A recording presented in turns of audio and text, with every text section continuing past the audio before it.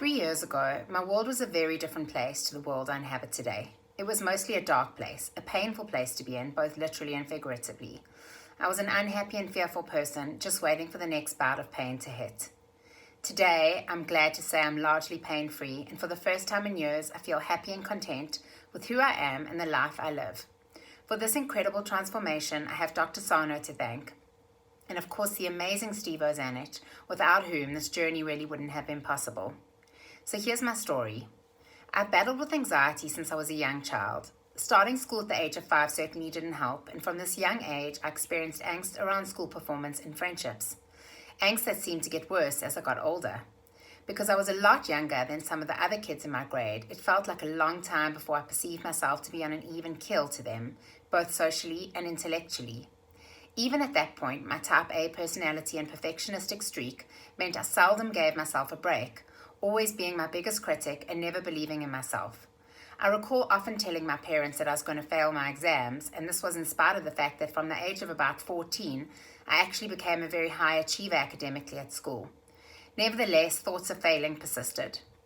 Looking back at my school years and then later my university years, I feel sad at the extent of self-imposed pressure that I constantly experienced, particularly since this impacted my ability to relax and enjoy life, especially life as a university student, a time when most people are able to let loose and have fun. Life felt onerous and boring much of the time, in spite of my being in the fortunate position of having a good family life and financial security from my parents.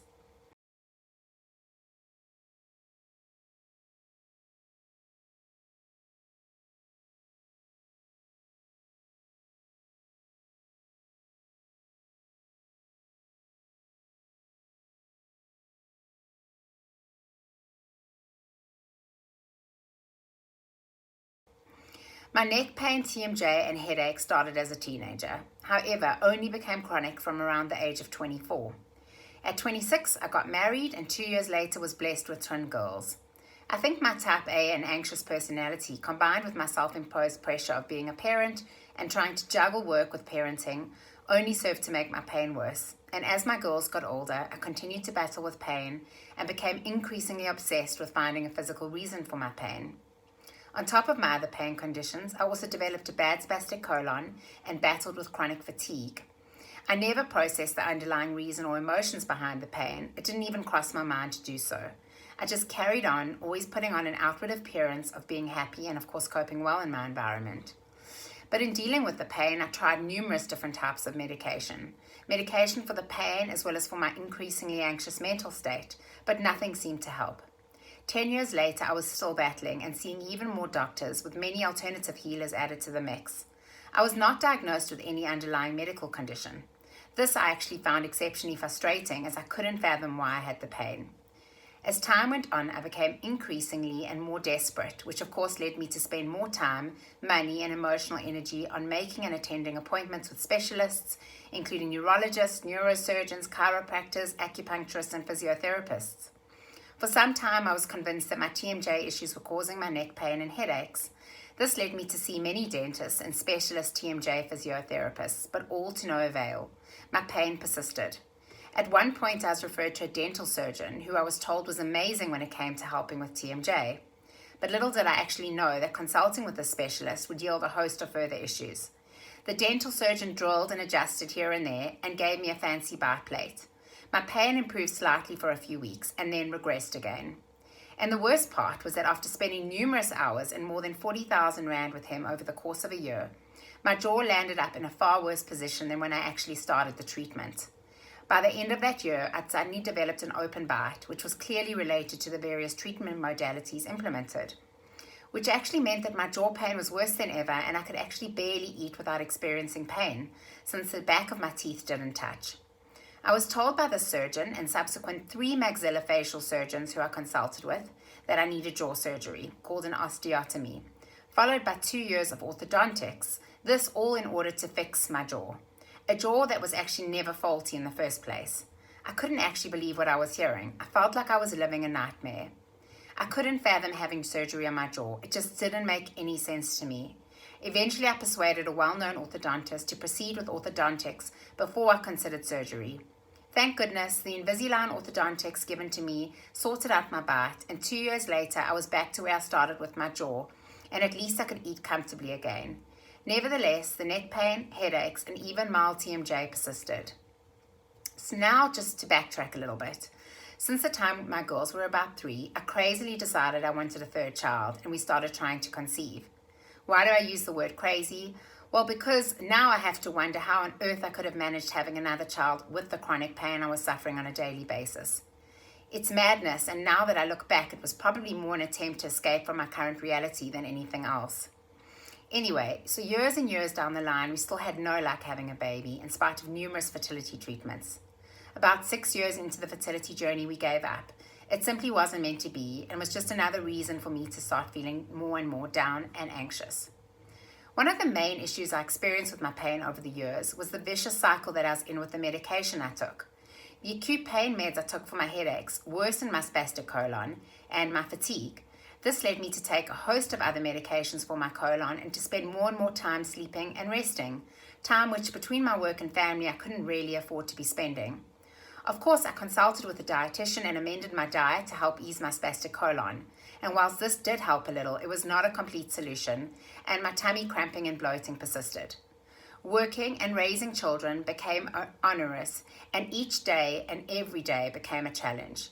Numerous times I thought about resigning from my job, but something told me it was not the right decision, and that leaving my job would not yield a miraculous solution to my pain. At the height of my pain and emotional distress, about 15 years into my pain journey, I became madly convinced that perhaps my body was addicted to painkillers, and that this addiction was causing ongoing pain. I therefore consulted with a few rehab facilities, but decided against an inpatient treatment. I decided I'd rather start with a few group counseling sessions for addicts. One session in, and I knew I was not an addict and couldn't relate at all to any of the other individuals present in the session. I may have been addicted to my pain, but I certainly was not addicted to painkillers. All this time, while I was vaguely aware there was a connection between mind and body, I continued to see a therapist, which I'd been doing all along. Yet I never actually thought that this mind-body connection could yield healing. It didn't even cross my mind. And then one day a miracle occurred. A friend of my parents visiting from the States told me about Dr. John Sarno and his book, The Divided Mind, and how this approach was being used throughout America and the world to help chronic pain sufferers. Thinking I had absolutely nothing to lose, I started reading this book. About 2 chapters in, and I realized in shock and awe that this book was made for me, and I was most definitely a TMS sufferer. For the first time in my life, I began to have some hope that things could be different and that my pain could be healed. I was determined to gain as much knowledge and insight as possible, and to follow all the recommendations for healing.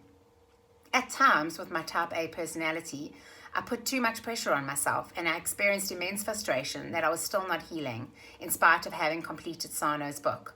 But as I read on and did more research and even consulted with a TMS specialist online, I realized that I had to ease up on the pressure and just go with the journey one day at a time. 2 weeks into starting the TMS work with Dr. Sarno's book, I decided I needed to abandon all doctor's appointments and appointments with healthcare practitioners, like the physiotherapist and chiropractor who I'd been seeing regularly. A couple of weeks into my journey, I came across this wall of victory and was absolutely amazed when I started listening to some of these testimonials, many of which sounded just like my own journey. This gave me extra inspiration and faith to continue with my healing journey. And of course, the wall of victory led me to Steve's book, The Great Pain Deception.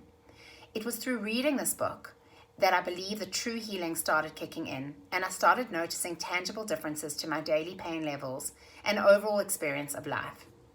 Reading this book and hearing about Steve's personal TMS journey just made everything fit together for me. What I loved most was the plethora of insights that each page of his book provided me, about how to live my optimal pain-free life without fearing the pain, without treating the pain, but rather simply by letting go of all the self-imposed pressure, getting in touch with my emotions, and starting to live again. I consulted with Steve via Skype once or twice, which was also completely amazing and helped to consolidate my healing process. 6 months into my TMS work, and my pain started easing up considerably, with the resultant lessened use of painkillers. I was still working through the TMS material and practicing the healing techniques such as journaling, exercising, and mindfulness. When it comes to exercising, I'm completely mad about exercise and keeping fit and healthy. Years of pain meant that I'd always compromised my ideal gym workout regime in order to accommodate my increasing pain levels. Exercise made me fearful a lot of the time. Now that I'd started to heal, I jumped back into the exercise regime I'd always wanted to follow, including lightweight lifting, Pilates classes, swimming, and running. This was completely enlightening. I knew that the exercise didn't worsen the pain, it actually improved my pain. I found running in particular provided an immense release from tension, and many times the running eased any nagging pain that I was experiencing. I also did a course in transcendental meditation, which I found to be completely life-changing, especially in helping with my chronic fatigue.